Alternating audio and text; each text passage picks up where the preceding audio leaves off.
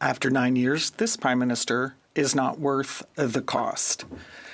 Drugs, crime, and disorder are rampant, and they offer care to children, and some people have to think about moving because a man died of an overdose in front of an early childhood care center. Will the Prime Minister listen to the Mayor of Montreal, who wants to legalize hard drugs, as he did in British Columbia? Is that what he's going to do? The Right Honourable Prime Minister. Mr. Speaker, it's shameful to see the Leader of the Opposition instrumentalize tragedy to fearmonger and to raise funds for his party. Mr. Speaker, the reality is that they're wrong about the facts. There is no one in this country, beside the Leader of the Opposition, who is talking about legalizing hard drugs. Our approach is based on science, compassion, and a public health approach. That is what people need. They need housing and services and assistance, and that's what we're delivering. The Honourable Leader of the Opposition. His government that's talking about legalizing drugs. They did it already. They legalized hard drugs in British Columbia, and the NDP in that province pulled back just before their election. Now, the Prime Minister has in his possession an application from the City of Toronto to repeat the same nightmare in that city. The minister responsible says that application is, quote, dormant, not dead. Dormant. Dormant means asleep. Isn't that really the Prime Minister's plan, to wake it up after the election so that he can impose the same thing on Toronto he did in BC? Yeah. The Right Honourable Prime Minister. Speaker, it's shameful to see the Leader of the Opposition misleading this House, misleading Canadians for his own fundraising political gain. There is nobody in this country talking about legalizing hard drugs, with the possible exception of members of the Conservative Party themselves. Mr. Speaker, our approach is focused on a public health approach grounded in science, compassion, and community safety. We're talking about the wraparound services like housing, mental health treatment, harm reduction that is helping people around the country, and we will continue to work with provinces and jurisdictions in their approach. The Honourable Leader of the Opposition. Prime Minister's playing word games again.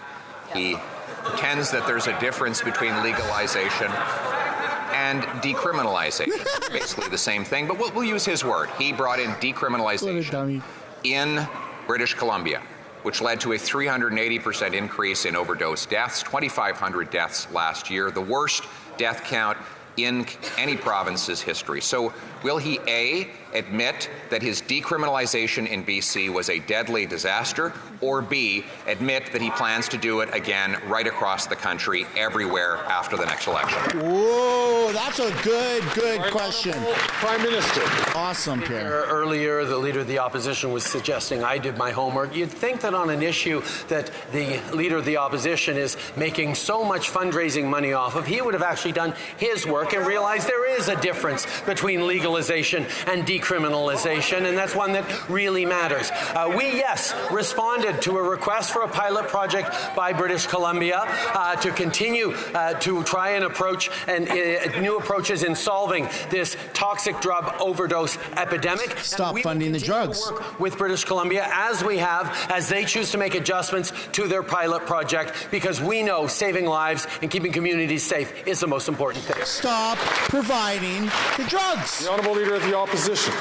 Mr. Speaker, I just asked now 4 times whether he plans to replicate in Montreal, in Toronto, or anywhere else the radical experiment that he's had to backpedal on in British Columbia.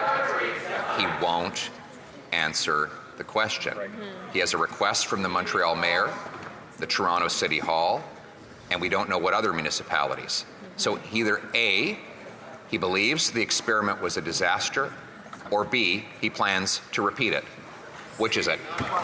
There you go. Drop some W's, man. Let's make sure we're all still awake. I have answered this question many times by saying that the only way we move forward on any proposals across this country around decriminalization or other methods to support to fight the toxic drug overdose is when provinces step up and actually ask for it. Failing that, we will not be moving forward on any modifications. However, there are provinces that are choosing to reduce their harm reduction measures, and we will continue to increase harm reduction and public health responses to overdoses and safe supply issues right across the country. Here we go, Pierre. Leader of the Opposition. After 9 years, this Prime Minister is not worth the corporate crime and corruption. According to the Criminal Intelligence Service, there is $113 billion a year of money laundering. That's the equivalent of twice the entire GDP of Nova Scotia. And that money laundering, all of it here in Canada, drives up housing costs, it pays for drugs and stolen cars. Why is it that the Americans had to be the ones to catch TD and charge them with money laundering linked to fentanyl? Why didn't our federal government crack down on that? The Right Honourable Prime Minister. Mr. Speaker, this is obviously a very concerning situation. We're making sure that all the appropriate authorities are properly engaged. We know that we need to continue to invest in our national police, and we need to continue to invest in our intelligence services, and that's exactly what this government has been doing and will continue to do. Unlike the previous Conservative government that cut policing, that cut intelligence services, we will continue to be investing in keeping Canadians safe, in countering the rise of organized crime. If they're not doing their job, making sure that people are confident about the future we're growing into. It might be worth cutting off loose ends, right? The Honourable Cutting Leader of the funding to Opposition. things that aren't working. Monsieur le Président. Mr. Speaker, the Liberal member for Glengarry Prescott Russell used crass language to Quebec witnesses who had come to defend the French language. This is not just a Liberal member. He is also the chair of the Parliamentary Association of the Francophonie, in fact, a diplomat representing Canada. He has only one single choice, and that is to resign. Will the Prime Minister call for the resignation of this member to show respect for La Francophonie? Whoa! Oh! Wow! The Right Honourable That's Prime a Minister. bold Mr. thing. Speaker, we can see the reaction of the Francophone members in the Conservative Party when the leader finally is showing concern about French in Canada. We are here to defend La Francophonie. We are here to defend the French fact across Canada. And the member apologized. He withdrew his remarks. But we're also seeing is that their own heritage critic was unable to defend Radio-Canada when a direct question was put. We know that the Conservatives want to cut CBC funding, and they should say so clearly. The Honourable Leader of the Opposition. Mr. Speaker, he's the one who's cutting funding to Radio-Canada CBC, and we are the ones who are going to protect Radio-Canada at CBC, and we're going to conserve jobs at CBC. Mr. Speaker, why does this Prime Minister continue That was a little confusing. to defend I thought Pierre was saying he was going to defund them. for CBC bureaucrats? Because Canadians want nothing to do with this. Why don't they protect Radio-Canada services instead of bonuses? The Right Honourable Prime Minister. Mr. Speaker, there is no one who speaks French in this country who thinks that the Conservatives are going to defend Radio-Canada. That's a joke.